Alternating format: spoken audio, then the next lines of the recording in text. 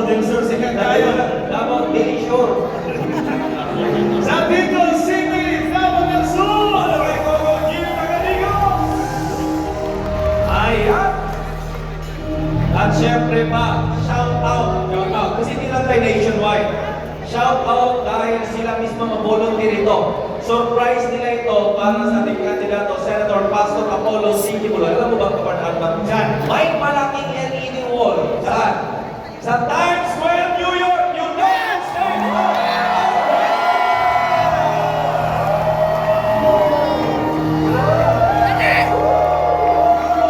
USA yan, hindi yan New York, Cubao.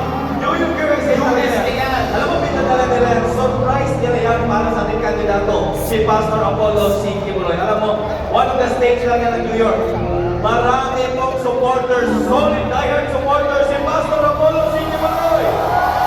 Sa Estados Unidos, inikilala nila si Pastor Apollo C. Kibuloy ang nararapat na maupo sa Senado. Kaya tuloy-tuloy pa rin ang ating siyahan at pagsasamahan ngayong hapon na ito or ngayong gabi na ito. Ang mga awit ang 24K Band!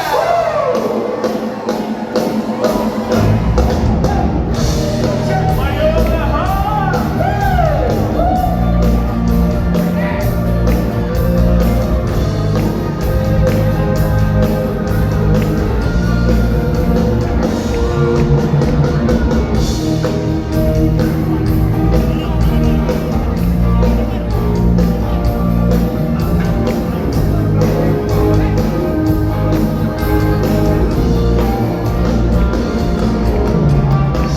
Nakakita sa ating kahirapan, lumulubog na ang bayan. Pagising sa umaga, problema at isang lahat ng piling ng naasan. Kapag nagpapatulong, walang umaalala, ikaw naman gagawin.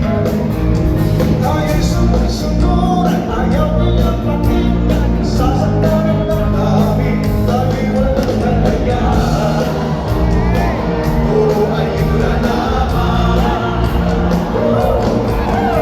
Problema sa corruption, sabi ba ano, kritikal sa kapangyarihan. Wala nang nangyayari, magkano ay nangyari, nagmumula lahat ng bumuto. Ngunit mayroong pag-asa kay Pastor Kibuloy, lahat ng tuloy may kasagutan. Maraming natulungan, kahanggang na ang bayan, kailangan siya sa Senado, hindi siya ang natulong. Siya ang aking idolo. Sino ang nakakita sa ating kahirapan, lubog na ang bayan. Palising sa umaga, problema ay pusan, lahat ng piling ng kaasan. Kapag nagpapatulog, walang umaalala, kailangan na magkakawin. Tayo'y sunod-sunuran, ayaw nilang makinggan, kasasanda ng magkawin, tayo'y walang kalayahan. Alright, puro ayuda lamang. Si Pastor ang kailangan, ang ating ginabayan, sa buhay na kalayahan.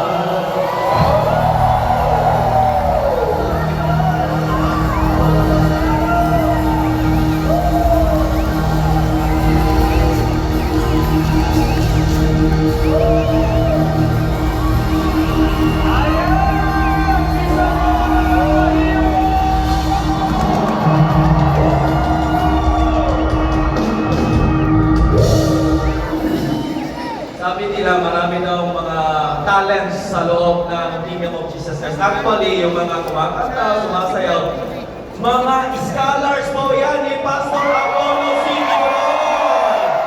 Thousands of them libre pong pinaaral ni Pastor Apollo C. Kibuloy. Isa lang po ako dyan. Libre pong natulungan ni Pastor. And Pastor, when Pastor helps, he will not ask you anything in return. Dahil taos-puso po ang pagtulong ni Pastor. May nagsabi kanina parang hindi nila nakuha. na ano ba yung pinakita. No, ulitin lang po natin, no? Sa Times Square, New York po yun, United States of America, yung LED wall kanina. At syempre pa, the only network na in-invite sa inauguration ni President Trump, walang iba ang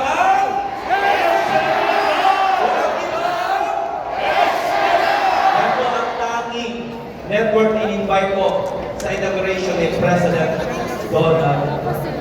Ganyan po mamulong si Pastor. My Excellence, walang korupsyon!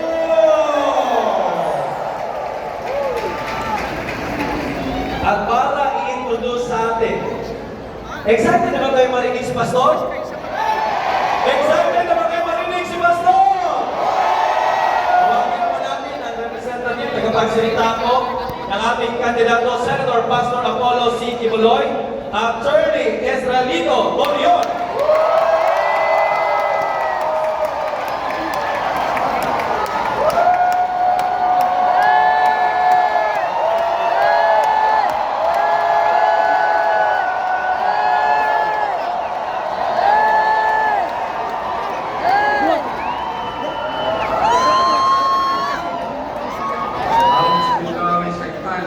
Bismillahirrahmanirrahim. Assalamualaikum warahmatullahi wabarakatuh. Mayong gabi sa ato ang tanan. Tatak pa ba tayo? Sugatan ba natin si Pastor? Mga kaibigan, ako po si Attorney Israelito Gobertorion. Ako po ang official spokesperson ng ating pinakamamahal na Apollo Kibuloy. Bakit natin piliin si Pastor? Si Pastor ay anak po ng mahirap. Galing po siya sa kahirapan. Kaya naiintindihan po niya ang kahirapan. Natapos siya doon sa Pugina kung saan ang bukid na tinatawag na Tamayong Kalinan, Davao City. Ang kanyang mga magulang ay mga Pampanggenyo. Kaya yung mga Pampanggenyo, nire-request namin kayo na suportahan si Pastor Apollo Kibuloy. Galing siya sa kahirapan, kaya nga po, maski bigas at pagkain, noong bata pa siya, ay mahirap po. Nag-aral siya doon sa parang Maguindanao, kaya yung mga kaibigan natin sa NAM, na mga Muslim, suportahan natin si Pastor. Naging scholar po siya sa Bible School at siya po ay itinataguyod ang kanyang sarili hanggang nagtapos po ng theology. Ganyan po ang ating pinakamamahal na Pastor Apollo C. Kibuloy. At dahil po sa kanyang mga gawaing mabuti noong 1985, itinayo niya ngayon ang Kingdom of Jesus Christ. Mula sa 15 lamang na miyembro, tingnan niyo po kung gaano na kadami ngayon ng Kingdom of Jesus Christ.